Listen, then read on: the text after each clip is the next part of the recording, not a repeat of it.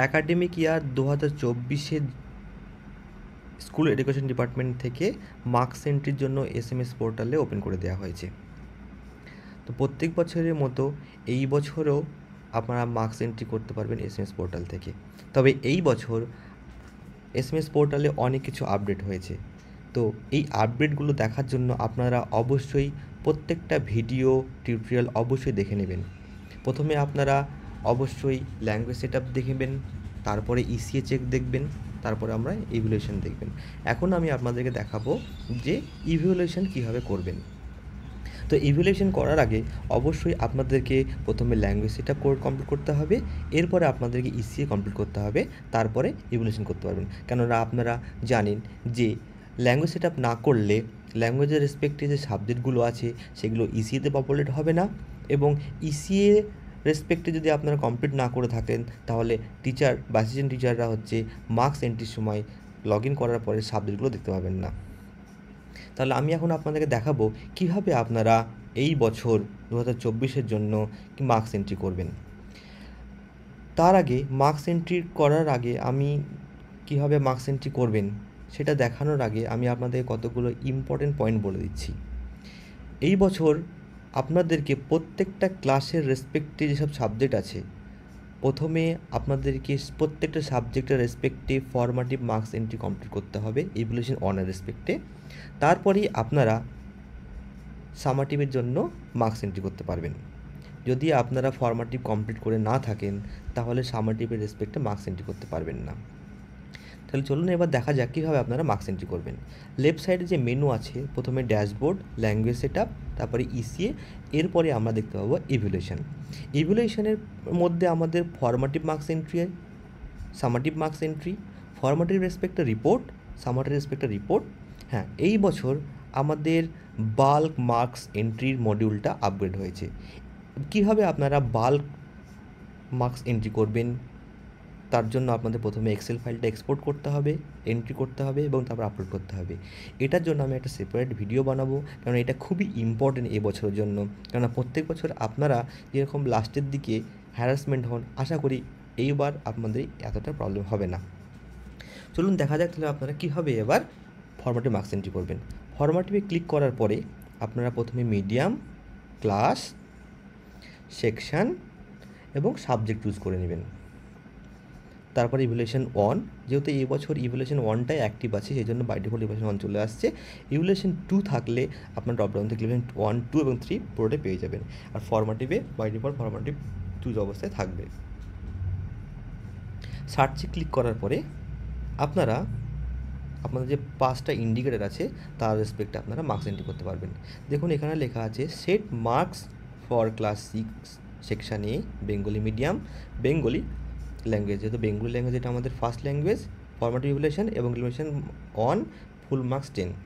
Full marks 10 এটা important এই জন্যই কেননা আপনাদের এখানে ম্যাক্সিমাম আপনারা 10 দিতে পারবেন, এর বেশি আপনারা দিতে পারবেন না। তো এখানে আমাদের যে 5টা ইন্ডিকেটর আছে প্রত্যেকটা স্টুডেন্টের রেসপেক্টে আপনাদেরকে মার্কস এন্ট্রি করতে হবে। আমি আপনাদেরকে কিছু মার্কস এন্ট্রি করে দেখাচ্ছি।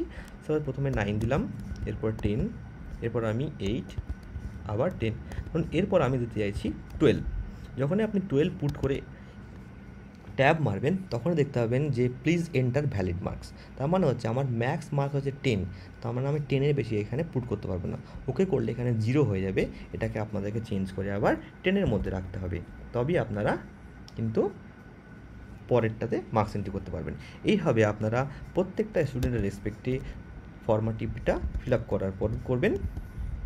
ফিল আপ করার পরে আপনারা সাবমিট বাটনে ক্লিক করবেন।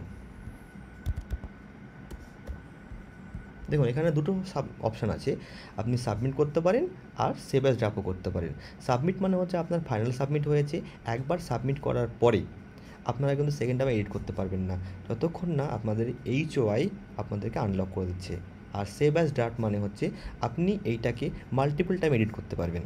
তো আপনারা প্রথমে সেভ অ্যাজ ড্রাফট হিসেবে সেভ রাখতে পারেন, তারপরে প্রত্যেকটা স্টুডেন্ট রেসপেক্টে মার্কস এন্ট্রি করার পরে ফাইনাল সাবমিট করতে পারেন। না হলে আপনারা ফাইনাল সাবমিট করে দেওয়ার পরে যদি আপনাদের মনে হয় যে আপনারা এডিট করতে চাইছেন তাহলে HOI-কে বলবেন, তাহলে ওনারা আপনাদেরকে আনলক করে দেবে। এরপরে আপনারা সাবমিট করবেন।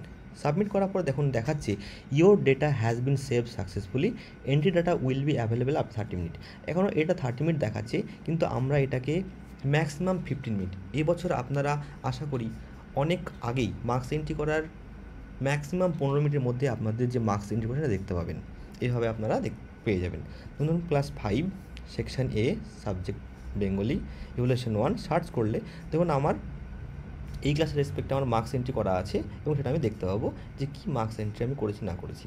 যেহেতু আমি এইচওয়াই লগ ইন থেকে আছি তাই আমার আনলক অপশানটা এখানেই দেখতে পাওয়া যাচ্ছে, কিন্তু আপনি যদি এটি হয়ে থাকেন তাহলে কিন্তু আপনার এই আনলক বাটনটা অ্যাভেলেবেল হবে না। তো আপনাকে এইচওয়াইকে লগ ইন অপশন এই করতে হবে, তারপরে আপনি মার্কস এন্ট্রি করতে পারবেন। এইভাবে আপনারা প্রত্যেকটা ক্লাস এবং প্রত্যেকটা সাবজেক্টের রেসপেক্টে প্রথমে আপনারা ফর্মাটিভ করবেন। ফর্মাটিভটা কমপ্লিট করার পরেই আপনারা কিন্তু সামাটিভে মার্কস এন্ট্রি করতে পারবেন। সামাটিভে ক্লিক করলাম। সামাটিভ ক্লিক করার পরেই আমরা প্রথমে ক্লাস চুজ করে নেব, সেকশন চুজ করে নেব।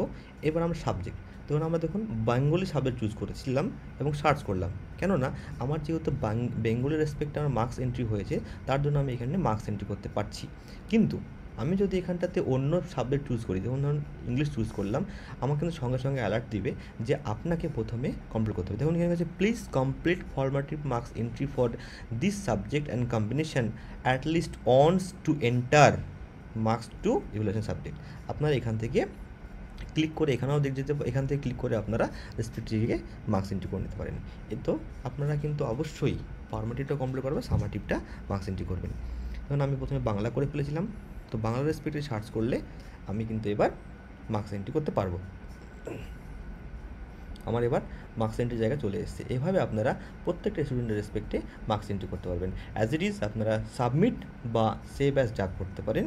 সাবমিট করে দিলে আপনারা এখানে আর এডিট করতে পারবেন না, আপনাকে এইচওয়াইকে নক করতে হবে বা এইচওয়াইকে বলতে হবে আনলক করে দেওয়ার জন্য।